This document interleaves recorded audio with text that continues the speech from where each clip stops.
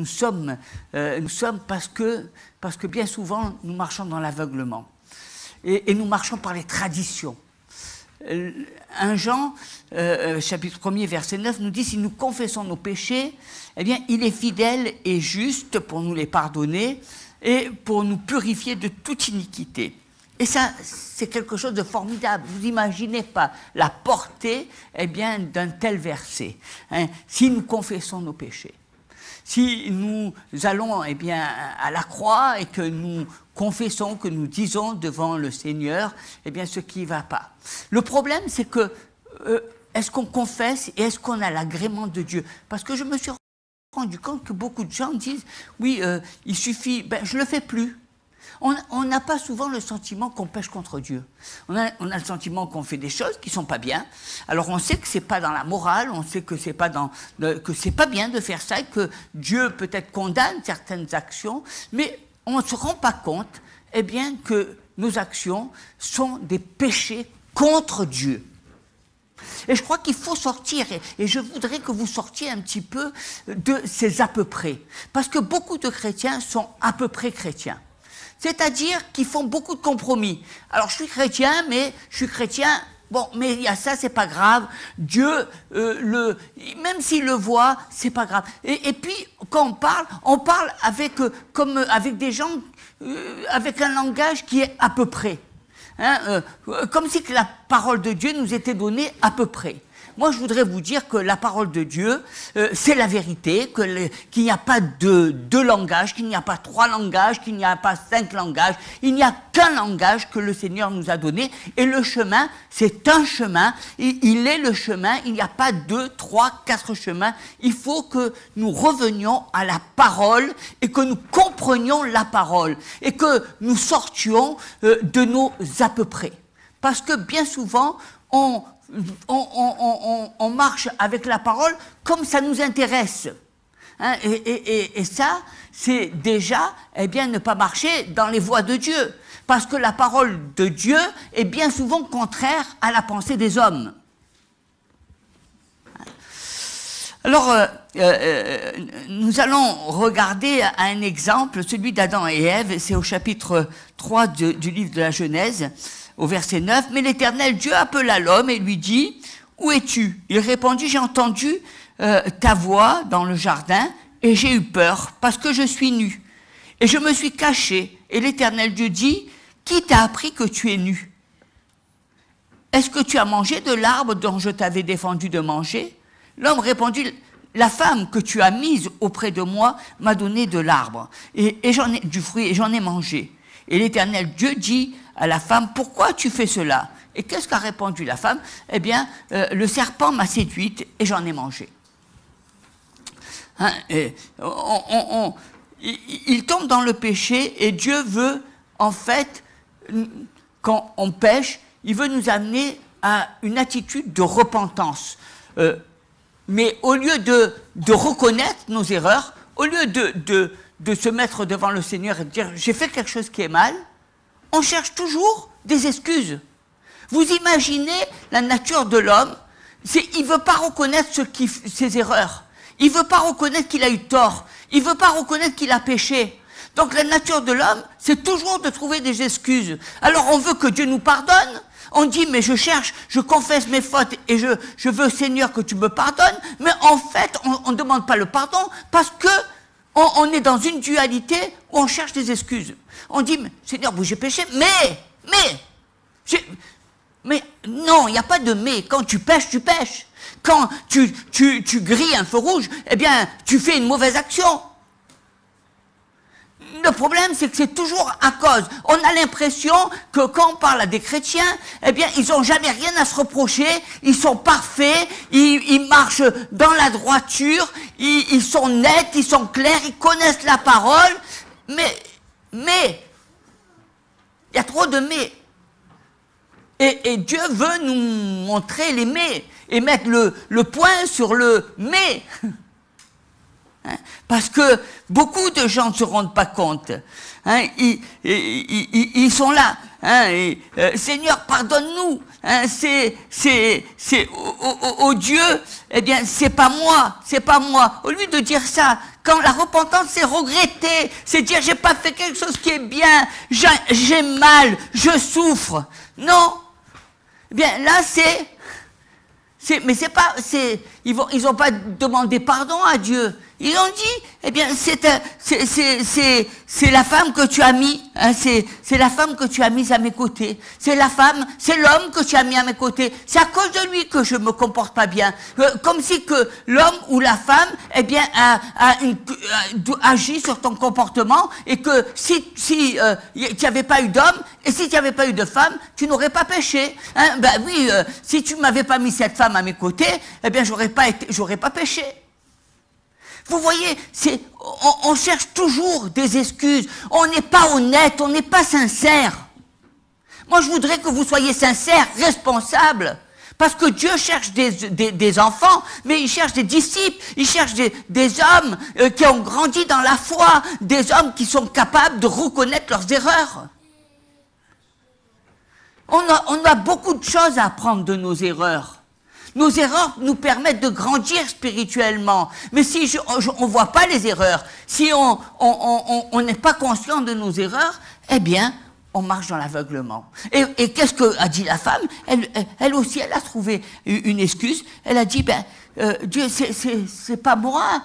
Hein, c'est le serpent qui m'a séduite. Il y aura toujours quelqu'un. Il y aura toujours tu vas te laisser. Dans ton péché, il y aura toujours quelqu'un qui t'aura tendu la main, qui t'aura aidé, qui t'aura fait. Mais, je voudrais te dire qu'il n'y a qu'un pécheur, c'est celui qui commet l'acte. Hein? Et tu es responsable du péché. Et cette situation, eh bien, nous amène. Vous savez, les gens, ils vont toujours trouver des excuses. Pourquoi je vole? C'est parce que mon salaire ne suffit pas.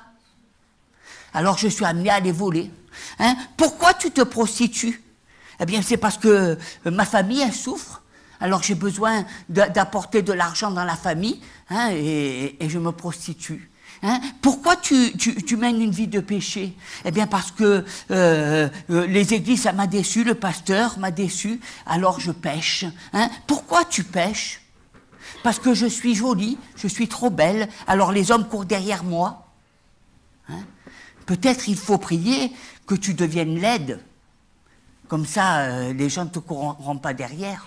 Vous imaginez, on trouve toujours des excuses, toujours des excuses, toujours des excuses. Au lieu de chercher à se repentir, au lieu de demander pardon à Dieu, on va chercher des excuses à nos actes.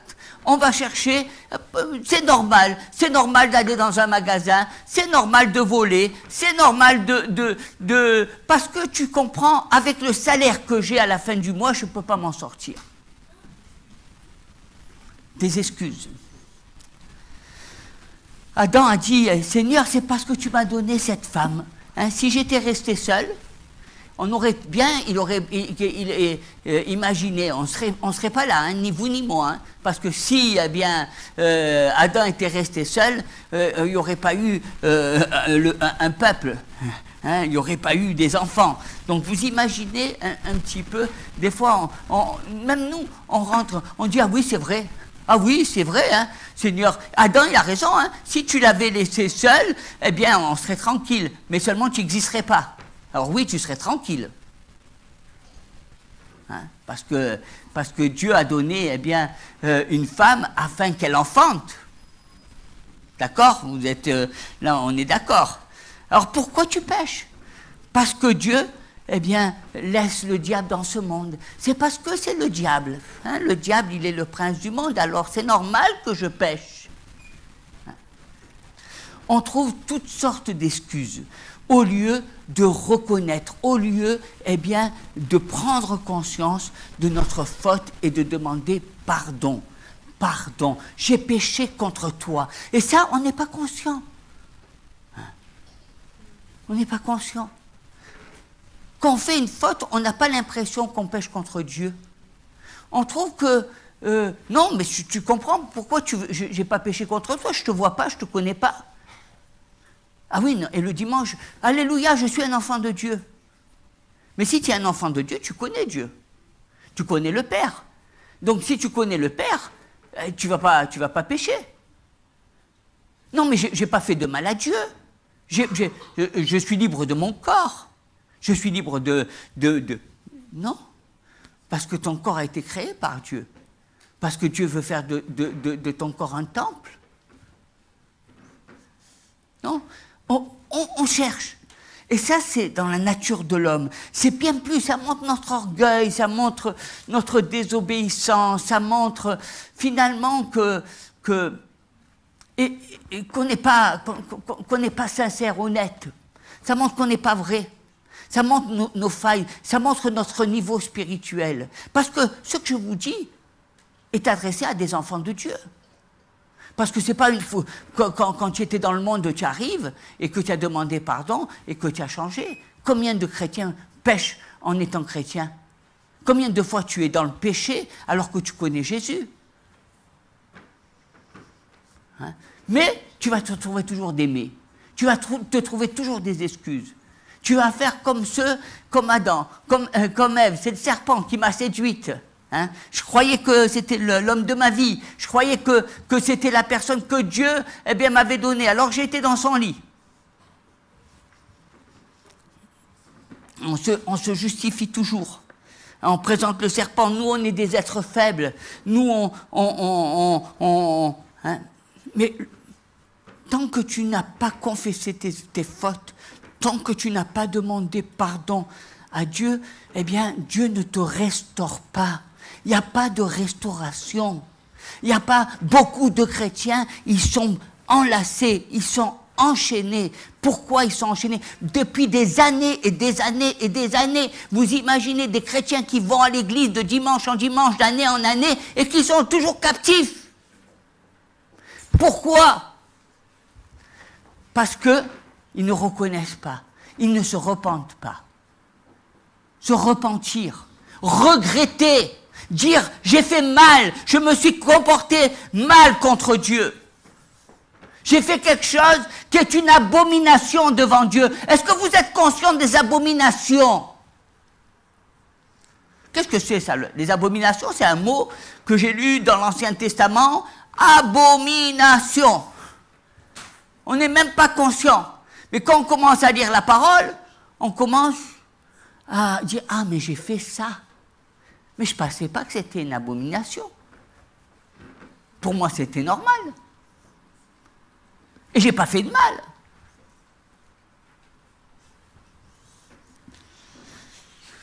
Ouais.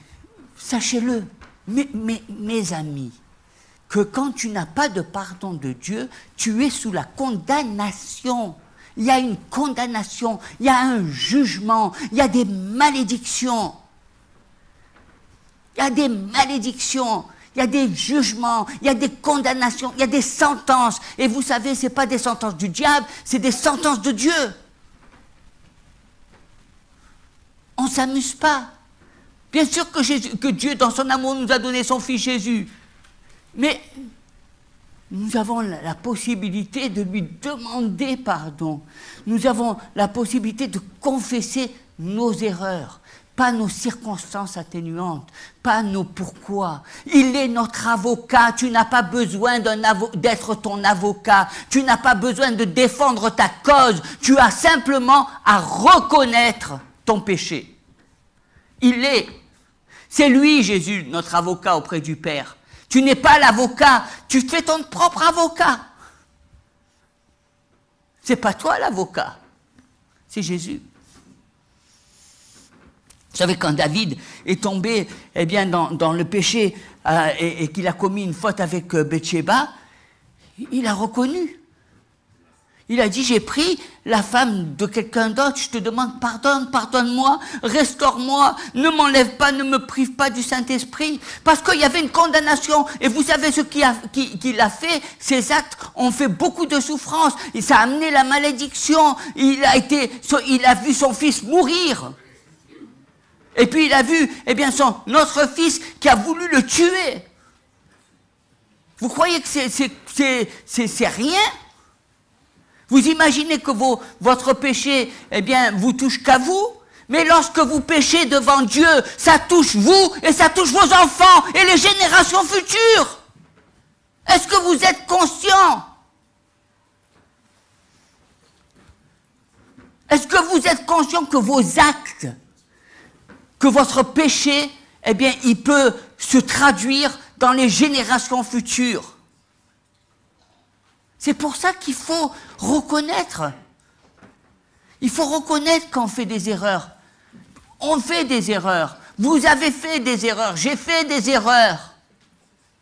Mais il faut le regretter, le reconnaître et demander pardon à Dieu. Et ne vous cherchez pas de circonstances atténuantes. Mais, pensez bien que la condamnation qui pèse sur votre tête est bien plus grande. Et on ne peut pas l'effacer si on ne passe pas par la repentance.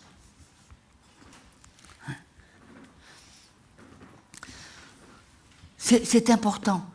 C'est important. Les gens vont... Tu comprends? Je suis marié, je suis avec une femme, elle ne me satisfait pas. Alors je vais la tromper. Et tu crois que tu pêches? Hein? Ah ben oui, mais j'ai trompé ma femme parce qu'elle ne me satisfait pas. Mais non, tu as commis un adultère. On ne veut pas, on trouve toujours, même là, même quand vous discutez avec les personnes, ils font des adultères, ils vont vous trouver des excuses. Ils vont se chercher des excuses. C'est de la faute de ma femme, elle ne me fait pas ce que j'ai envie. Hein? J'ai péché parce que je suis pauvre. Alors j'ai été poussé à faire des choses, à vendre de la drogue. Je ne vends pas de la drogue pour mon plaisir.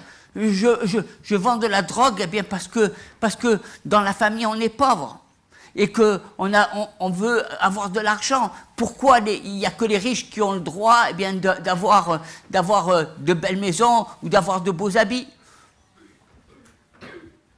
Alors, eh bien, j'ai péché. Tu sais, l'héroïne, la drogue, ça rapporte beaucoup. Oui, il y en a beaucoup qui font ça. Hein?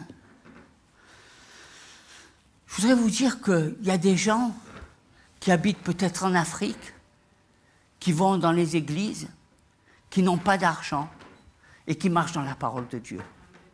Je voudrais vous dire qu'il y a des gens qui ne se prostituent pas. Je voudrais vous dire qu'il y a des femmes encore vierges et qui ont plus de 25 ans. Je voudrais vous dire qu'on ne vit pas dans un monde où le péché triomphe. Il y a encore des gens eh bien, sur cette terre qui marchent selon les principes de Dieu.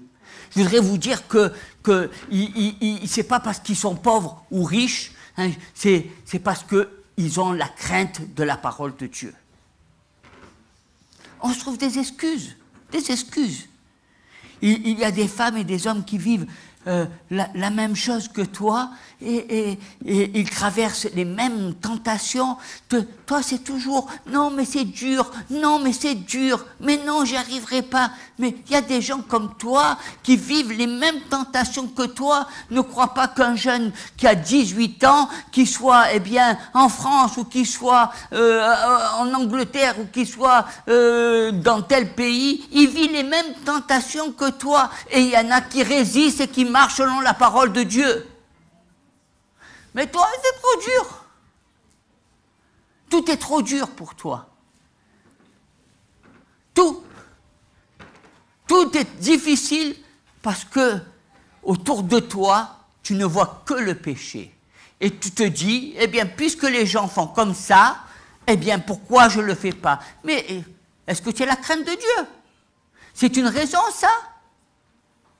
Est-ce qu'aux yeux de Dieu, c'est une raison parce que les gens, ils font comme ça, eh bien que toi, tu dois faire la même chose? Est-ce que c'est une raison parce qu'il y a tels chrétiens qui vivent leur vie chrétienne de telle manière que toi, eh bien, tu dois faire comme eux? La seule vie chrétienne que Dieu nous a donnée, c'est de marcher selon sa parole. Et c'est important. Hein, c'est important de prendre conscience de cela. C'est important que vous mettiez face à vos erreurs, face à votre péché, et que vous puissiez aller à la repentance. Si mon peuple, eh bien, se repent de ses erreurs, de son péché, eh bien, en un instant, je le rétablirai, je le restaurerai. Beaucoup de chrétiens vivent dans la malédiction. Beaucoup de chrétiens sont captifs de mauvais esprits parce qu'ils ne se repentent pas.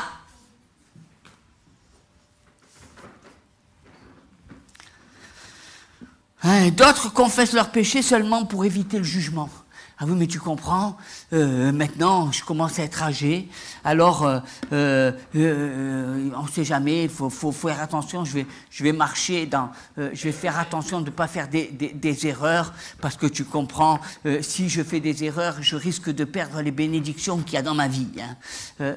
C'est pas ça que Dieu veut, parce que ce n'est pas par amour pour Dieu que tu fais ça. C'est parce que tu recherches tes bénédictions. Tu fais ça parce que tu as peur du jugement de Dieu. Dieu ne s'est pas attiré un peuple qui doit avoir peur. La crainte n'est pas la peur. La crainte, c'est le respect. La crainte, eh bien, c'est l'amour de Dieu.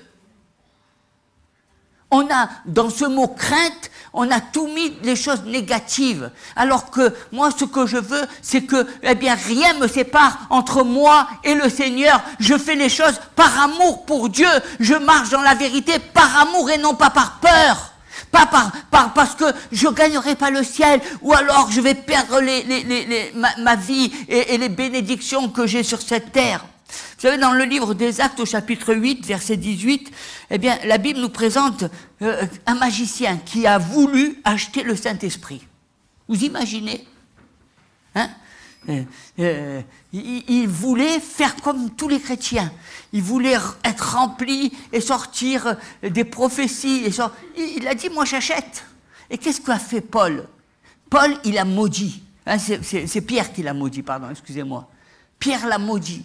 Hein. Lorsque Simon vit que le Saint-Esprit était donné par l'imposition des mains des apôtres, il leur offrit de l'argent, hein, et en disant « Accordez-moi aussi ce pouvoir, afin que celui à qui j'imposerai les mains reçoive le Saint-Esprit. » Mais Pierre lui dit « Que ton argent périsse avec toi, puisque tu as cru que le don de Dieu s'acquérait à prix d'argent. Il n'y a pour toi ni part ni lot dans cette affaire, car ton cœur n'est pas droit devant Dieu. Repens-toi donc de ta méchanceté et prie le Seigneur pour que le passé de ton cœur te soit pardonné, s'il est possible, car je vois que tu es dans un fiel amer et dans des liens de l'iniquité. » Simon répondit, « Priez vous-même le Seigneur pour moi, afin qu'il ne m'arrive rien de ce que vous me dites. » Hein, le magicien, il a eu peur. Quand il a reçu les paroles, eh bien, de Pierre, il a commencé à baliser là, parce que les paroles que lui a dit, ça a touché, ça a percuté, parce que quand Pierre y a parlé, il a mis à nu, eh bien, tous les desseins. Il voulait montrer que il croit qu'il suffit, je vais imposer les mains au nom de Jésus, ou je vais faire ci, il y a beaucoup de chrétiens qui se la jouent là, hein, qui feraient mieux de rentrer, de se mettre à genoux devant le Seigneur et de chercher la face de Dieu. Il y a beaucoup de chrétiens qui veulent faire que du cinéma. Dieu n'est pas le Dieu du cinéma, il est le Dieu de l'authenticité. Et vous savez pourquoi? Il allait jusqu'à se le faire payer. Il y en a qui font ça. Ne croyez pas que c'est pas quelque chose qui est établi. Il y a des gens qui vous donnent des prophéties et qui vous disent, eh bien, la minute, ça coûte 10 €. Et ça existe dans le monde de la foi. Donc c'est dans les églises. Donc ne pensez pas que ça n'existe pas. Lorsque tu confesses tes péchés, parce que tu as peur du jugement, parce que tu as peur de perdre ta bénédiction, eh bien c'est comme ce n'est pas de l'amour. Et tu reviendras encore dans le péché. Tu vas retourner. Parce que tu fais un acte, tu demandes à Dieu quelque chose pour éviter. Pour que... Tu as peur. Parce que Seigneur, tu comprends, il va y avoir un jugement. Je ne fais pas ça par jugement. Il y a des gens qui ont peur que Dieu, s'ils font une bêtise, eh bien Dieu va leur... Non, je fais ça par amour. Seigneur, délivre-moi par amour. Ôte le péché de ma vie par amour. Parce que j'ai envie d'être propre. Parce que j'en ai envie. C'est pas parce que j'ai peur que tu me condamnes. C'est pas parce que j'ai peur de tomber malade. C'est pas parce que j'ai peur qu'il va m'arriver des noises. C'est par amour.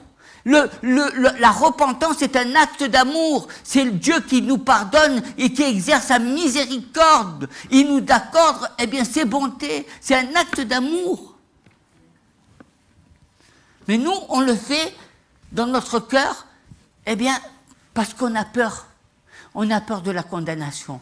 On a peur du jugement. Hein, c'est quelque chose. C'est comme imaginez que la personne te dit, bah, écoute, moi, à sa femme, écoute, je veux sortir avec toi parce que je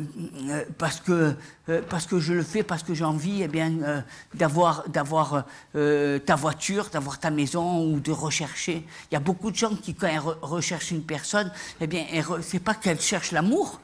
C'est pas qu'elle cherche à rencontrer un conjoint et à vivre sa vie et à s'unir devant Dieu, c'est que parce qu'il y a des intérêts. Il y a des intérêts. On fait ça parce qu'on dit, ah, une bonne situation. Ah, tiens, il a une belle maison. Ah, tiens. Hein? Vous croyez que c'est ça que Dieu veut? Non. Hein?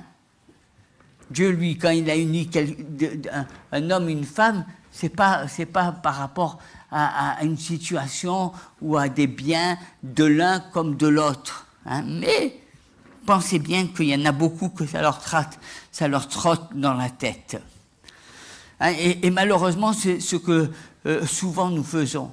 On confesse le péché parce qu'on a peur de perdre l'onction, de perdre la bénédiction. On a peur. Il faut qu'on prenne conscience que confesser, demander pardon, c'est un acte d'amour. Je ressens, Seigneur.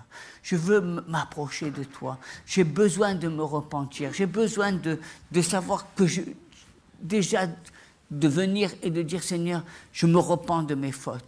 C'est de la repentance. J'ai péché contre toi. Trop de chrétiens. Et je vous le dis, c'est la case départ. C'est la croix. La croix, c'est la puissance. La croix, c'est quand tu viens à Jésus et que tu lui demandes pardon.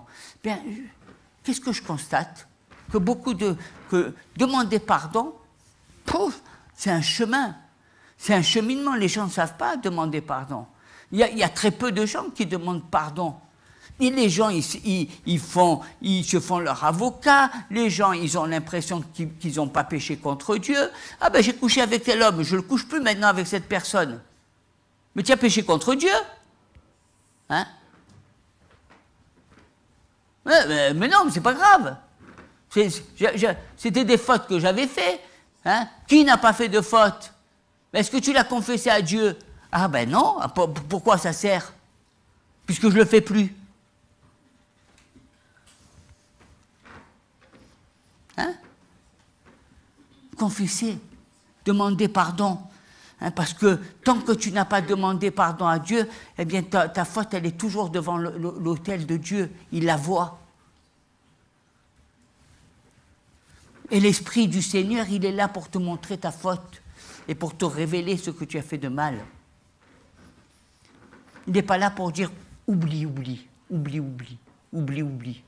Ah, c'est passé. Oublie.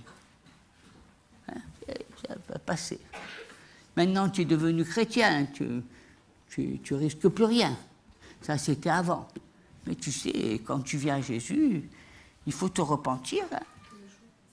Il faut confesser ses fautes. Hein. Il faut que tu laves ta vie. Hein. C'est pas parce que tu viens à Jésus que ça y est, il t'a donné un chèque en blanc et t'a dit maintenant, c'est fini. Le péché, non, il faut te dire que j'ai trompé ma femme, j'ai volé, j'ai fait ci et j'ai fait là. Où tu entends ça? Les chrétiens, ils ne confessent pas. Moi, je suis pasteur. Normalement, quand tu confesses, tu dois venir devant Dieu, devant l'autorité de Dieu, devant un serviteur de Dieu, tu dois demander et confesser tes fautes. Qui c'est qui vient me demander ça? On vient me demander, on me téléphone pour faire ça, pour prier pour ça. Mais on ne me demande pas, Seigneur, j'ai une repentance à faire. Je ne sais pas où sont les chrétiens qui se repentent. Non, mais je n'ai pas besoin de toi, Seigneur, je me suis repenti, moi. Je n'ai pas besoin de toi, pasteur. Tu t'as demandé pardon? Non. Tu n'as pas besoin d'entendre ma vie. C'est comme si tu vas voir un pasteur, tu lui dis tu n'as pas besoin de connaître ma vie. Donc, Dieu il n'a pas besoin de connaître ta vie, hein. Pourquoi tu viens? Puisque tu dis que le Seigneur il n'a pas besoin de connaître ta vie. Le pasteur il n'a pas besoin, donc il n'y a pas besoin. Donc, ça veut dire que tu as honte de confesser ton péché parce qu'il y a un homme de Dieu. Mais si tu as honte, pourquoi tu n'as pas honte de Dieu? Tu crois que Dieu, c'est pas plus important que l'homme de Dieu? Tu crois que tu dois avoir honte de ton péché parce que tu le confesses à Dieu? Non, moi, je n'ai pas honte de Dieu. Dieu, il n'y a personne qui ne va pas me répondre. Déjà, et il ne va pas faire ci, il ne va pas faire là. Donc, mais par contre, le serviteur, lui, j'ai honte. Hein? Quand tu as honte de ton péché, c'est qu'il est encore gros devant toi. Hein? Il est comme un plateau là, devant. Il est vivant, le péché. Il n'y a pas de pardon sans confession. Le pardon n'existe pas sans la confession. Je sais que ce n'est pas drôle. Vous savez que dans ma vie, j'ai vu des femmes mariées venir me dire qu'elles ont trompé leur mari. C'est pas drôle, hein? Mais elles ont eu le courage de faire cette démarche.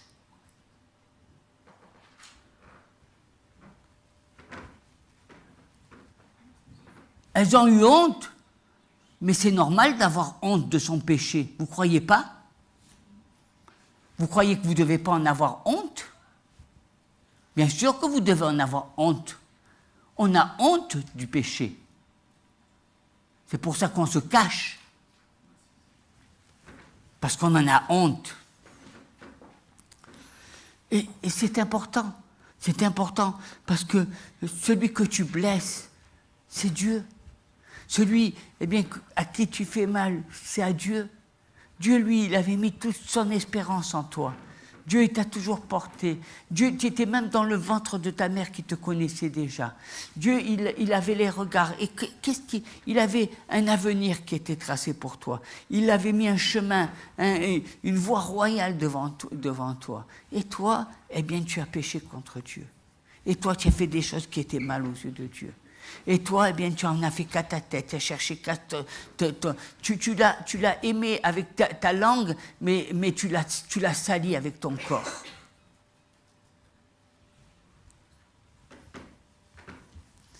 C'est là la souffrance de Dieu. Est-ce qu'une mère ou un père ne souffrirait pas si ses enfants lui faisaient la même chose? Est-ce que quand tu vois ton enfant aller coucher à droite, à gauche, est-ce que ça ne te fait pas mal? Une mère, elle souffre. Tu crois qu'elle fait comme si ça n'existait pas? Tu crois, mais ma vie m'appartient. Je fais que ce que je veux de mon corps. Mais vous ne comprenez pas que vous faites souffrir le Seigneur? Parce que lui, il veut faire de ton corps son temple.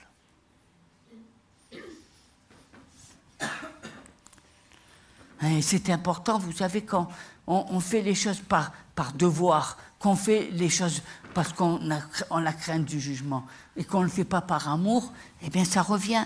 Et il n'y a que le fait de faire quelque chose par amour pour Dieu, de dire Seigneur, j'ai péché, mais je te demande pardon, et je veux que tu m'aimes, et c'est comme le fils prodigue, il est revenu au Père, il a reconnu, il a dit, tu vois, j'ai fait des choses qui étaient mal à tes yeux, j'ai fait des choses que tu n'aimes pas, j'ai fait beaucoup de choses qui n'étaient pas bien, mais il est revenu, il a reconnu sa faute et Dieu l'a restauré. Hein? C'est par amour, c'est un acte d'amour, c'est quelque chose qu'on doit... Non, mais nous on cherche l'amour des hommes, on cherche l'amour des femmes, on cherche l'amour charnel, mais est-ce que tu aimes Dieu? C'est pas simplement en levant tes mains, c'est pas en faisant ton cinéma que tu aimes Dieu. C'est ton cœur, est-ce qu'il aime Dieu? Parce que si tu aimes Dieu, tu le respectes. Parce que si tu aimes Dieu, eh bien, tu ne fais pas n'importe quoi. Dieu, là, il ne trouve pas son compte. C'est notre égoïsme qui se manifeste. Nous, on fait... petite bande-annonce, tu sais, dans l'église, petit verset biblique, on appuie sur un bouton, là, la personne, elle va sortir, Matthieu un tel, d'accord, hein, si tu confesses, c'est bien beau, hein, 200 grammes de farine, 10 pincées de sucre, et j'ai un gâteau, hein, avec 2 œufs. Tu crois que c'est ça la foi? Tu crois que c'est en te sortant des versets comme ça? Il faut les vivre, les versets. Ils ont une signification, les versets. Hein? Il faut chercher qu'est-ce qu'il y a derrière le verset. Parce qu'il faut confesser. Et c'est pas dire, si tu confesses, je confesse mes fautes. Je te demande pardon. Parce que vous savez, quand on cite des versets, c'est toujours il, nous, vous. Comme si que nous, on était même... Or, on aime citer des versets comme si c'était les autres. Et nous, ça ne nous touche pas. Et comment ça ne te touche pas? Toi, ça te touche. Commence à dire, quand tu dis un verset, je te demande pardon, je m'excuse, la parole me dit ça, à moi. Pourquoi tu parles aux autres? Parle-toi à toi-même. Prends les versets et dis-toi ce que Dieu te les donne à toi, pour toi, pas pour les autres. Sinon, tu serais pasteur. C'est pas que tu viennes me faire la leçon. Hein? Fais-toi la leçon à toi-même. Tout ce que tu dis, dis-le à toi. Parce que Dieu, il veut te parler.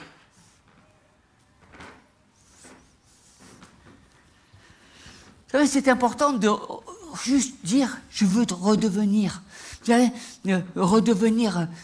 Qu'est-ce qui s'est passé avec Absalom? Absalom, eh bien, il a péché contre son père. Et lorsqu'il vient vers David, qu'est-ce qu'il veut? Il dit, j'ai péché contre toi. Il ne dit pas que je veux. Il lui fait quoi? Et au lieu de lui dire, je te présente mes excuses, je vais pas bien. Non, il dit, je veux juste devenir ton fils. Je veux redevenir ton fils. Je veux juste, Seigneur, redevenir ton fils. Je veux que les gens ils me fassent des honneurs, fils de David, Absalom. Je veux aller avec les femmes, je veux jouir des biens, je veux, hein, fils, je veux redevenir ton fils, tu sais, je veux redevenir fils de Dieu, là, que tu me bénisses, que tu me donnes une belle maison, une belle voiture, beaucoup de choses, je veux. Pour devenir enfant de Dieu, il faut te demander pardon à Dieu. Il faut regretter. Il faut dire, j'ai pas fait quelque chose de bien. Et Seigneur, je t'aime et je veux que, eh bien, franchement, je suis pas fier de ce que j'ai fait. Et même si tu me rejettes, je le comprends. Parce que c'est pas bien. C'est ce qui s'est passé. Le fils prodigue, lui, il a compris. Hein, il n'a pas dit, je veux redevenir ton fils. Il a dit, je ne veux même pas être traité comme ton fils, mais seulement être un serviteur. Je veux juste être dans ta présence. Vous vous rendez compte qu'est-ce qu'il a dit, le fils prodigue, celui qui s'est repenti?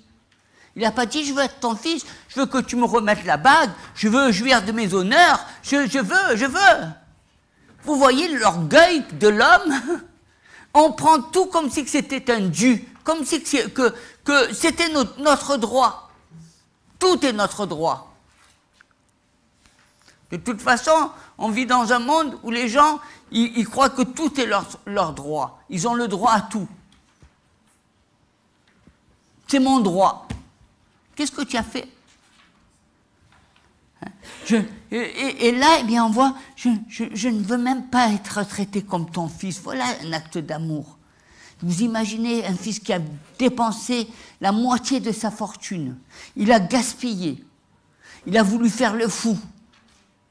Mais quand il est revenu, il a dit, mais franchement, moi, si mon fils il me fait ça, je vais pas le traiter comme mon fils. Je ne regarde même plus la figure.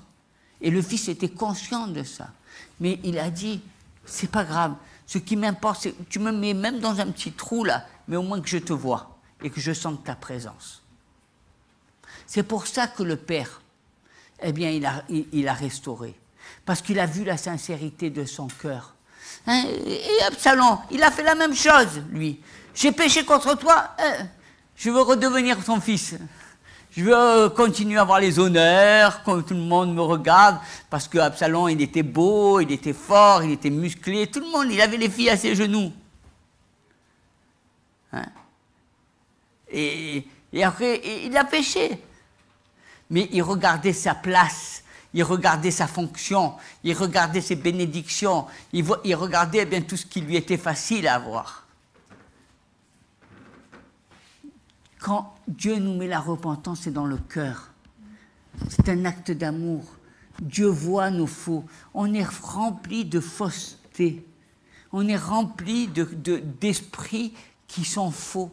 Comment vous voulez qu'on obtienne le pardon de Dieu si avec le Père, on est faux, on est fourbe?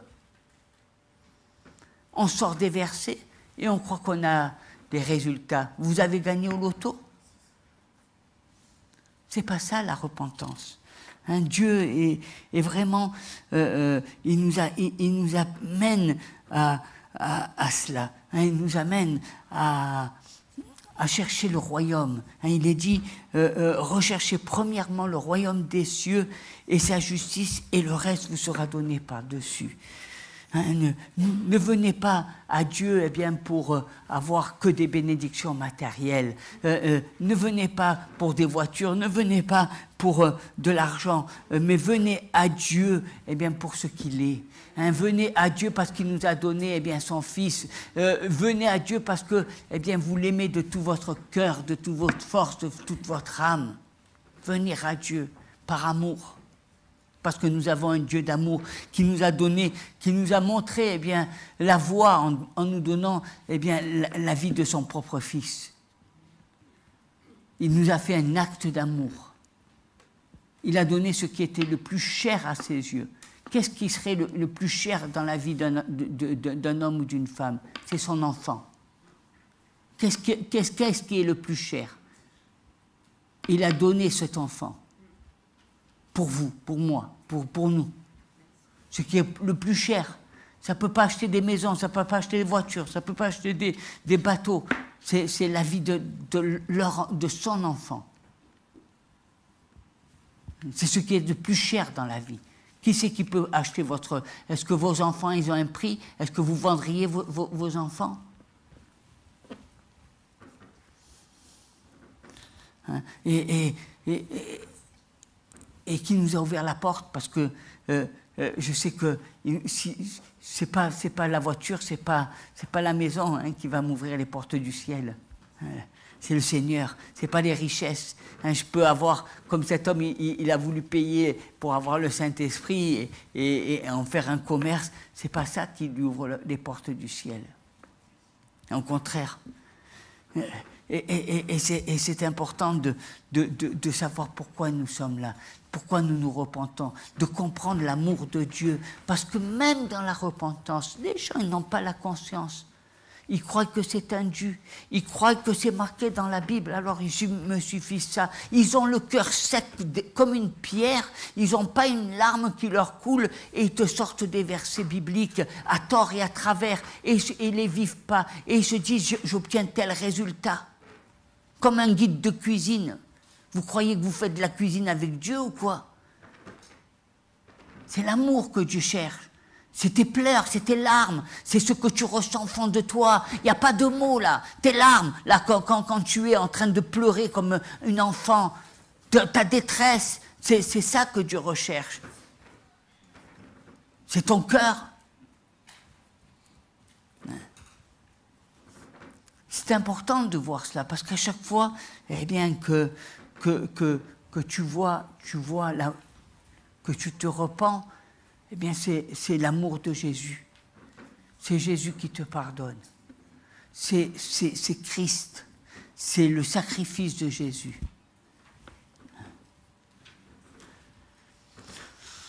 Et il faut faire attention, hein, parce que souvent, quand on vient à Jésus, et puis on vient pour le pain et le poisson. Mais Dieu est un Dieu d'amour. On vient à Jésus pour avoir des bénédictions. C'est vrai, moi quand je suis venu au début dans ma conversion, eh bien quand j'étais venu, j'entendais Dieu béni, Dieu béni, Dieu béni. Alors oui, bénis-moi Seigneur, je veux un bon commerce, je veux que ça me rapporte beaucoup d'argent, je veux avoir une belle voiture, je veux avoir... béni, béni, béni, béni, béni. Je venais à l'église pour être béni. J'étais un enfant de Dieu, c'était ma qualité, je suis béni. Ben, je suis un enfant de Dieu. C'est normal que Dieu me bénisse. Hein? Et quand on arrivait me voir, on me disait, ben, je suis béni. Parce que je suis un enfant de Dieu. Hein? Mais en grandissant, j'ai compris que la bénédiction, les maisons, c'est pas ça la bénédiction. La bénédiction, c'est que je sois pur. La bénédiction, c'est que je confesse mes fautes. La bénédiction, c'est que je me mette à genoux devant Dieu et que je lui dis, Seigneur, tu vois, je suis sale, j'ai besoin que tu me laves. C'est ça la bénédiction. La bénédiction, c'est pas la voiture. J'en ai eu beaucoup des voitures. Je ne sais même plus qu'est-ce que sont devenues toutes ces voitures. Mais moi, ce que je veux que tu me laves, parce que le ciel, je veux y être. Parce que je veux rentrer dans ton royaume. C'est pas les voitures, ils ne vont pas rentrer dans le royaume de Dieu. Hein. On vient à Dieu parce qu'on croit que voilà, Dieu nous bénit. Mais Dieu veut nous sanctifier, Dieu veut nous purifier, Dieu il veut nous effacer notre faute, Dieu il veut nous pardonner. La plus grande des richesses, la croix, c'est la plus grande des richesses. Jésus est mort et ressuscité pour te pardonner tes fautes. Pardonner. La plus grande des richesses que on passe à côté. On passe à côté du pardon. On récite tout, mais on ne dit pas « j'ai péché contre toi ». J'ai péché. Et contre qui? J'ai péché. Et contre qui? Il faut faire attention. Hein, il y a là eh bien, beaucoup de choses. Alors, on va s'incliner dans la prière parce que c'est important. Hein, c'est important de regarder, hein, de dire Seigneur, c'est pour toi que je viens. C'est pour toi que parce que souvent, on est dans nos contradictions. On est dans nos recherches personnelles. On vient dans l'église parce qu'on cherche eh bien, de l'argent, mais le véritable bonheur, c'est d'avoir reçu Jésus. Le véritable bonheur, il n'est pas dans une voiture, il n'est pas dans une maison, il est dans la personne de Jésus. Hein, je suis heureux lorsque je donne mon cœur au Seigneur. Vous êtes heureux lorsque vous avez donné votre cœur au Seigneur. Hein, c'est comme il y a des gens qui sont impatients parce qu'ils veulent se marier. Ils croient que le bonheur, eh bien, c'est quand ils vont se marier. C'est pas vrai. Le bonheur, c'est pas quand tu vas te marier. Hein, c'est au contraire. Tu vas affronter des difficultés, des problèmes, et tu vas surmonter et tu vas aller dans les victoires. Hein, c'est pas le mariage qui te donne le bonheur. C'est Jésus qui donne le bonheur. Hein, et j'aimerais dire aussi aux célibataires que lorsqu'ils veulent être heureux, bien ils ont cette communion avec Dieu. Hein, parce que quand on a la communion avec Dieu, bien on est heureux de le servir, on est heureux eh bien, d'être avec le Seigneur, on est heureux de partager notre foi, on est heureux d'être bouillonnant pour Dieu. Hein, et ça, c'est pas un mariage, c'est pas une fille, c'est pas un homme qui vous le donnera.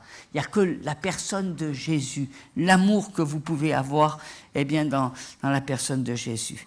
Alléluia. Seigneur, je te demande de visiter tes enfants et de leur donner beaucoup d'amour. Et Seigneur, que vraiment, ils puissent comprendre qu'est-ce que c'est que la confession. Qu'est-ce que c'est que la repentance? Il y a un aveuglement. Il y a beaucoup de personnes qui ne sont pas pardonnées parce que ils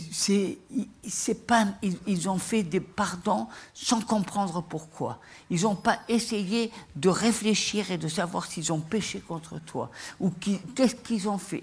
Ou ils ont même caché leur faute, ou ils ont eu honte de leur faute, ou ils n'ont jamais voulu montrer leurs erreurs. Seigneur, il y a toute une recherche et il y a vraiment un éclaircissement par ta parole, parce que tu dis bien que mon peuple périt faute de connaissance. Eh bien, Seigneur, donne-nous la connaissance afin que nous ne passions pas à côté de la véritable repentance. Donne-nous la connaissance afin que nous ne soyons pas conduits par des fausses confessions, parce que bien souvent, nous confessons des choses en nous donnant des justificatifs, en faisant nous-mêmes notre propre avocat. Dieu ne veut pas que tu sois ton avocat. Si tu dis que tu es ton avocat, Jésus, il ne sert à rien. Jésus, tu l'as mis à la porte, parce que comment tu veux que Jésus soit ton avocat si toi, tu te défends? Jésus, il est ton avocat. Tu as simplement à confesser ta faute, à être conscient que c'est toi qui as fait ces erreurs. Et Jésus, lui, sera ton avocat auprès du Père. Tu n'as pas à être l'avocat, parce qu'en te faisant toi-même l'avocat, tu te fais avocat du diable. Tu te fais avocat du diable parce que tu essaies de justifier ton péché. Il n'y a pas de justification dans le péché. Personne ne peut justifier son péché.